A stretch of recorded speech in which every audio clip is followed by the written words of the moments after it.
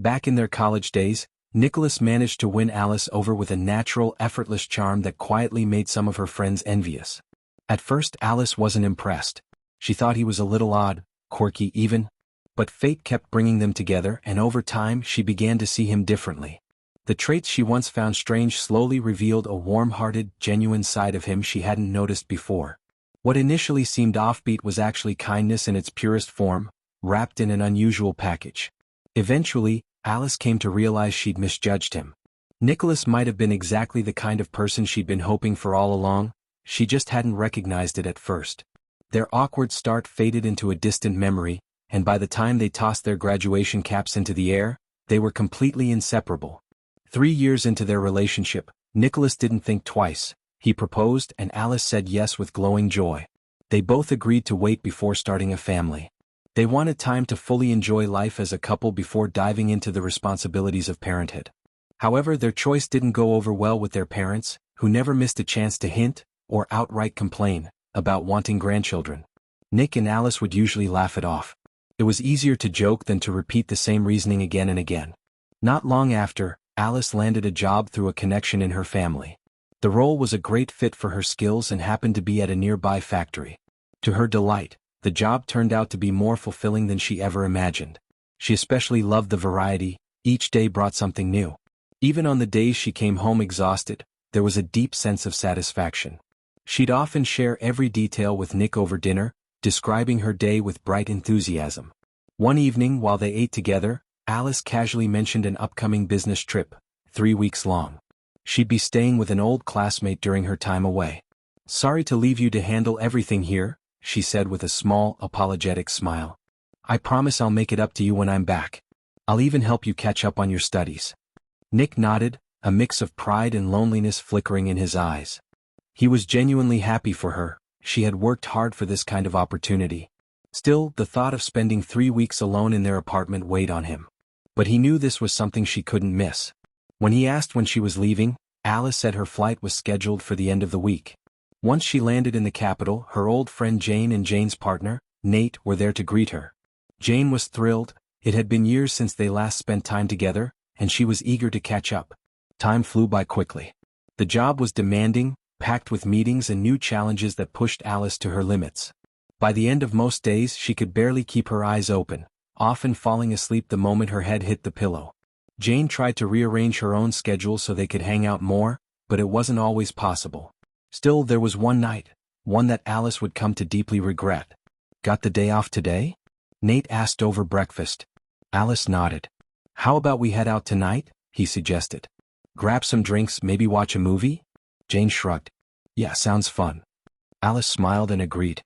That evening, the three of them stocked up on snacks and drinks, then settled into the living room. Choosing a movie took longer than expected, and in the middle of their playful bickering, Alice started to feel strangely unsettled. Despite the noise and laughter, a quiet unease began to build inside her. They finally picked a film, but Alice found it hard to stay focused. Her eyelids felt heavy. Before she knew it, she had drifted off to sleep. She woke sometime later, disoriented, with a strange feeling she couldn't quite explain. Night fell, and she blinked in confusion, disoriented for a moment. It took a second before she realized where she was. Then the awareness hit her hard. A chilling sensation ran down her spine. She was still on the couch. But what startled her was the way Nate's arms were tightly wrapped around her. Panic surged through her. She tried to move, to wriggle free, but his grip only grew stronger. He leaned in close, his breath brushing her ear as he murmured, "Shoo." Her mind was still foggy from the alcohol. Everything around her felt distant, like a dream teetering on the edge of a nightmare. But that whisper, low and intentional, snapped her back to the present like a slap. Her muscles locked up. Her body went rigid. Then he started to touch her, slowly, deliberately. And it felt completely wrong. Every brush of his hands made her skin crawl. She didn't know what to do. Her mind screamed, but her body betrayed her, frozen in fear and disbelief. The next morning came, silent and sterile. Neither of them spoke a word about what had occurred.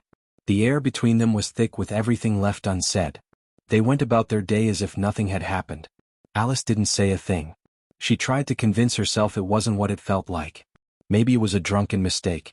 Maybe she had misunderstood. And anyway, she told herself, technically, nothing happened. At least not something she could clearly put into words. The thought of telling Nicholas? That was unbearable. What would she even say? When she finally returned home, Nicholas was waiting. The moment she saw him, her chest tightened painfully. He stood at the doorway, smiling warmly, holding a bouquet bursting with color, helium balloons floating above him. His eyes lit up and he wrapped her in a tight hug. "I missed you so much," he murmured into her hair, his breath soft against her skin. That simple act, his kindness, his warmth, shattered her from the inside. Guilt surged through her like a tidal wave. Overwhelming, disorienting, impossible to push away. Days passed. Then Nicholas's phone buzzed with a call from an unfamiliar number. He picked up, cautious. A soft, hesitant voice met him. "Nick, you probably don't remember me." His eyebrows pulled together. "Oh, hi. Who's this?" "It's Jane." He straightened in his seat. She sounded unsure of herself, the kind of voice that treaded lightly into uncertain territory. Her questions came slowly, vague, strangely personal, and he struggled to find the purpose behind them. Still, he answered politely, though a sense of unease started to creep in. Then her tone shifted. "Nate and I broke up," she said flatly. "I'm sorry to hear that," he said carefully, still not understanding the reason for her call. There was a pause. Then a long breath. "It wasn't just one thing," she admitted. "It was the kind of stuff he did when I wasn't home. Girls from the bar. He brought them back." Nicholas sat back, the discomfort tightening in his chest. "Okay, but why are you telling me this?" Jane hesitated again. The silence was heavier than any of her words. "Because there's something you don't know. Something she won't ever tell you." That was all he needed to hear. Nicholas ended the call with a sharp, polite "thank you," and nothing more. He sat motionless, staring blankly, the phone still resting in his hand. Her words lingered in his mind, spreading slowly through him like a quiet poison. He didn't want to assume the worst, but the ache in his chest was impossible to ignore. That evening he brought home a bottle of wine. Over dinner he poured a glass for Alice.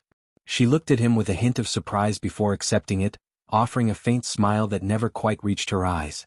They spoke of everyday things, carefully avoiding the unspoken truths swirling between them. Then partway through the meal Nick shared a story, one that wasn't his. He spoke of a friend whose wife had betrayed him, his tone light as if it were just a casual anecdote.